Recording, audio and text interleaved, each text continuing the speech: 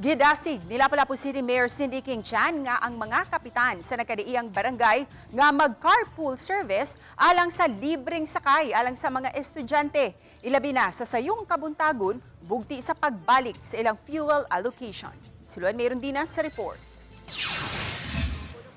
Atong gi-encourage sila or atong gi-appeal sa kondisyon na kung ibalik nato ilahang normal na fuel subsidy pero they will provide carpool service sa atong mga learners. Mato ni Mayor Cindy King Chan, mas maayong i-prioritize sa taga-barangay ang mga estudyante kansang panimay layo sa ilang mga eskwelahan. Kahinumduman ni atong March 12 ni pagawas og memorandum si Mayor Cindy King Chan nga nagpahibaw nga isip additional cost-saving measure sa Lapu-Lapu City Government nunod sa nasinating Middle East crisis, gikaltasan og 50% ang fuel allocation sa matag buhatan sa City Hall. Lakip na sa barangay, gawas lang sa mga ambulansya, garbage truck, CTMS vehicles ug emergency vehicles. Usa sa mga nisanong ang Barangay Pusok. Sukad niadtong Lunes, gipahibaw ni Pusok Barangay Captain Rani Imperio sa iyang social media page nga mutanyag og libreng sakay ang barangay alang sa mga estudyante nga taga Barangay Pusok.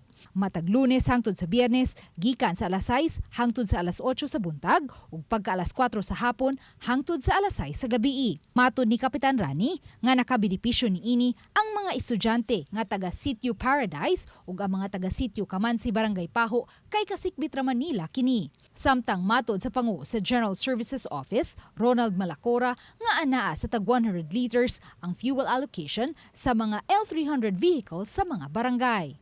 Request mo sila diha, mao na nagsugod na sila. But naghatag ko instruction sa ako ang in charge nga i-restore na to balik tong allocation nila. Regardless og unsa gani nga sakyanan, apil tong sa mga basura pangbalik na nato. Uban ni Godfrey Rilien, Luan Merondina, Balitang Bisdak.